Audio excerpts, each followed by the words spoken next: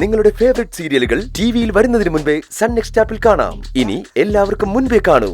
ഇപ്പോൾ തന്നെ sun next app download ചെയ്ത് സബ്സ്ക്രൈബ് ചെയ്യൂ.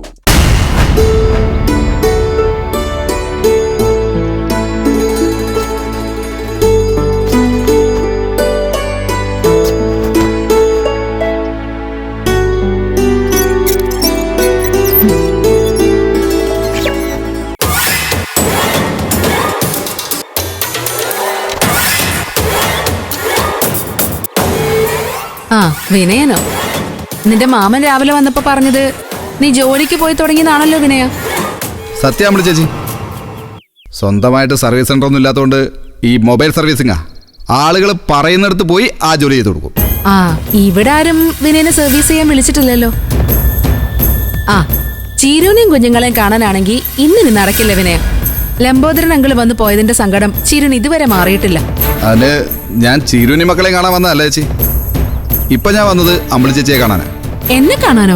അതെ, എന്നെ ഇന്നൊരു പോലീസുകാരൻ വിളിച്ച് ഒരു ഫോൺ സർവീസ് ചെയ്യാൻ വേണ്ടി രഘുവേട്ടനൊക്കെ പരിചയമുള്ള ഒരു പോലീസുകാരനാ. ആ പോലീസുകാരൻ എന്നോടൊരു കാര്യം പറഞ്ഞു. എന്ത് കാര്യം? രഘുവേട്ടനായിട്ട് ബന്ധപ്പെട്ട എന്തെങ്കിലും കാര്യമാണോ? അതെ, അമ്പിളി ചേച്ചി രഘുവേട്ടനെ കാര്യമായിട്ടൊന്ന് ശ്രദ്ധിക്കണം. നീ കാര്യം പറ വിനയ. രഘുവേട്ടനെ കുറിച്ച് പോലീസുകാർ എന്താ പറഞ്ഞേ? അത് പിന്നെ കഴിഞ്ഞ ബുധനാഴ്ച രഘുവേട്ടൻ ചേച്ചി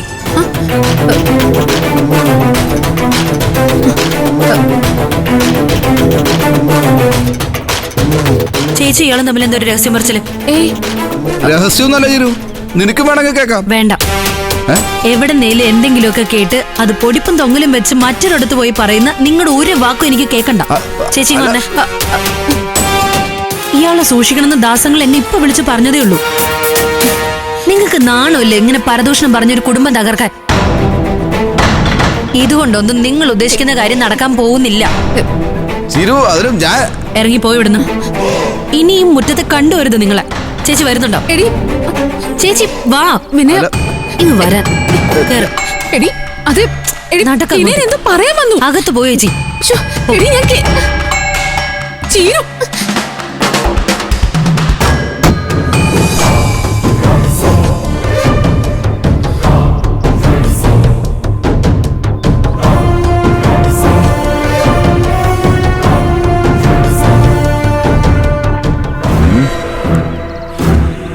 ഏതായാലും അമ്പിളി ചേച്ചിയുടെ മനസ്സിലൊരു കനല് വീണത്, അതിന് പുകഞ്ഞോളൂ. തൽക്കാലം അത്ര മതി.